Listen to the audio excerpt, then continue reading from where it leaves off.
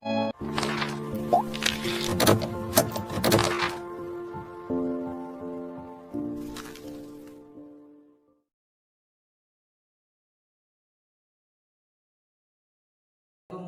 wabarakatuh, anak-anak.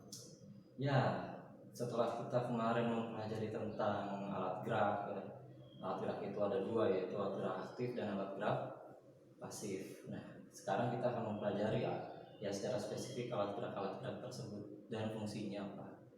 Ya, kemudian setelah kita mempelajari kemarin kalau alat gerak itu ada dua, alat gerak aktif dan alat gerak pasif. Nah, ini maksud dengan alat gerak aktif itu apa ya? Ada yang masih ingat? Apa ya alat gerak aktif dan alat gerak pasif? Ya, benar. Alat gerak aktif itu otot, ya. Alat gerak aktif itu otot, sedangkan alat gerak pasif itu tulang, ya. Alat gerak pasif dan alat gerak aktif itu saling bekerja sama dan menciptakan suatu sistem gerak. Jadi semua makhluk hidup yang memiliki sistem gerak itu mempunyai ciri khasnya masing-masing, terutama mempunyai alat gerak aktif dan alat gerak pasif, yaitu tulang dan otot. Nah, baik, sekarang kita akan mempelajari tentang secara spesifik, ya. Secara spesifik kita akan mempelajari tentang alat gerak pasif, yaitu tulang, ya. Nanti di akhir video ini kalian diharapkan itu bisa mengetahui perbedaan antara tulang, otot, dan sendi, ya. Nah, tapi itu nanti ya setelah kita mempelajari melalui video ini. Oke, yang pertama alat gerak pasif. Nah, tulang, ya. Di sini kita akan membahas jenis-jenis tulang. Yang dimaksud dengan tulang itu adalah alat gerak pasif sebagai poros dari sistem gerak, ya. Waktu itu Bapak pernah bilang, jadi tulang itu nggak bakalan bisa bergerak kalau dia tidak ada otot yang menariknya, ya. Jadi di antara sistem gerak itu ada yang dimaksud dengan kontraksi dan relaksasi, seperti demikian. Kalau misalkan kayak gini, otot yang ada di sini, ini yang ada di sini, dia berrelaksasi, artinya mengendur. Ya, relaksasi artinya mengendur. Kemudian kalau menarik, maka jikalau kalian melihat itu binaragawan itu tiba-tiba ototnya sebelah sininya sangat besar, nah itu yang disebut dengan kontraksi, ya. Kalau misalkan dia seperti ini, maka otot yang di sebelah sini melakukan relaksasi. Kemudian jikalau ada gerakan menarik, maka otot yang ada di sebelah sini mengencang, dan itu disebut dengan gerak kontraksi. Ya, itu tentang sistem gerak, ya. Sebelum kita lanjut ke tulang. Nah, di sini Bapak punya contoh tulang paha, ya. Ini adalah contoh tulang paha. Kalau kita lihat nih bentuknya seperti apa ya? Seperti apa kira-kira? Kalau begini, wah, ada bunyi, ya. Walaupun ini bukan tulang beneran, ini merupakan miniatur yang buatan, ya, yang fungsinya untuk mempelajari, tapi sebisa mungkin para ilmuwan atau para pengrajin juga membuatnya secara detail, ya, dan seperti aslinya. Nah, kalau misalkan kita bunyi kayak gini kok tok tok tok, seperti ada ruang di dalamnya. Seperti apa? Seperti, ya, benar, seperti pipa. Iya. Tulang ini seperti pipa, ya. Contohnya adalah tulang betis, tulang paha, kemudian tulang lengan juga nih. Tulang lengan itu kalau misalnya kita gini tuh ada bunyinya tuh, ya. Itu yang disebut tulang pipih, ya. Di dalam tulang pipih itu terdapat sumsum, ya. Untuk apa sumsum itu nanti akan kita jelaskan di peredaran darah, ya. Kemudian di sini juga ada tulang telapak kaki, ya. Ini tulang telapak kaki. Tulang telapak kaki ini kalau kita lihat, kalau misalnya kita gini tuh, wah, kencang banget. Di dalamnya tuh hampir nggak ada ruang, ya. Berarti kalau misalkan tulangnya nggak ada ruang, tidak seperti tulang pipa, tapi pendek. Iya, benar. Ini adalah tulang pendek, ya. Jadi disebut tulang pendek, ya, karena memang bentuknya pendek, gitu. Nah, itu disebut tulang pendek. Selain tulang kaki, ada juga tulang punggung, ya. Tulang punggung.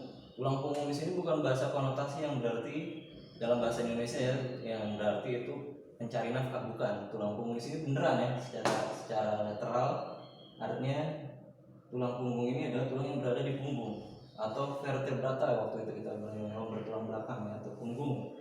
Nah, di tulang punggung ini berbuku-buku tuh, jadi dia nggak nyambung, tidak satu tulang, tapi terdiri dari banyak tulang, ya, yang tersusun menjadi satu dan dihubungkan oleh sendi-sendi.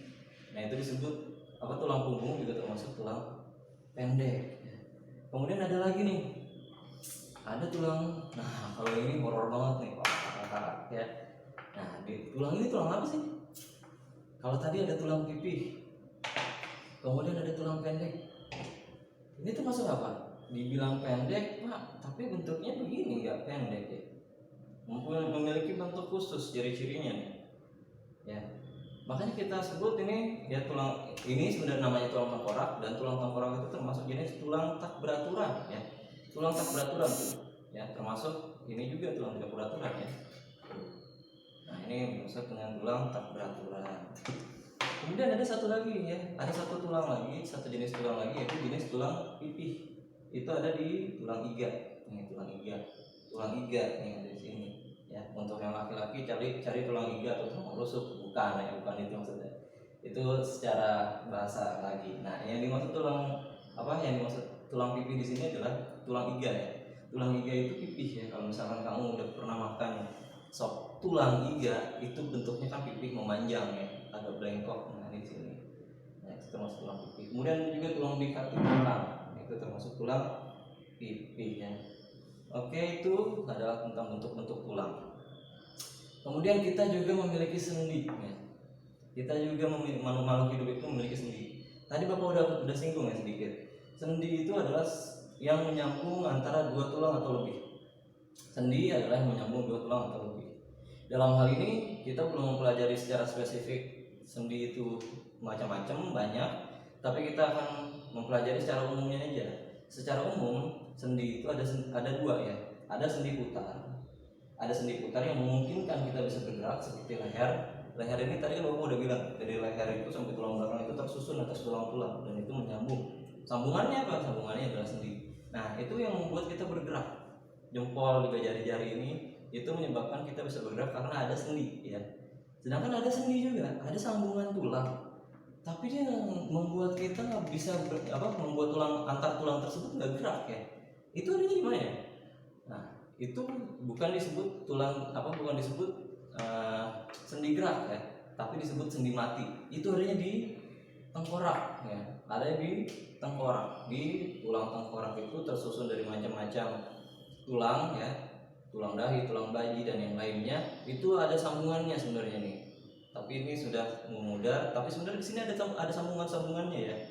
Di sini ada sambungan-sambungannya dan itu disebut sendi mati.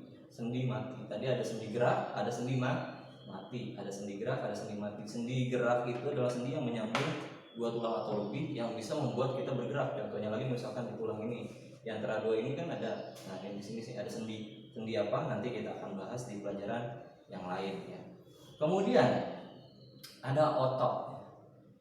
Selain tadi kan kita udah membahas alat gerak pasif, yaitu tulang. Kemudian otot. Otot itu daging ya. Otot itu sebenarnya daging. Nah, daging atau otot ini terbagi dari tiga ya. Otot atau daging terbagi dari tiga. Apa aja? Yang pertama adalah otot halus. Otot halus itu adanya di pencernaan ya, adanya di pencernaan atau alat-alat kita, alat-alat organ yang lain, alat-alat organ yang lain. Kemudian ada juga otot lurik. Otot lurik ini bersambung-sambung deh, nyambung. Nah, ini ada di otot kita nih, ada di daging kita. Itu disebut dengan otot lurik. Kemudian ada lagi otot jantung ya.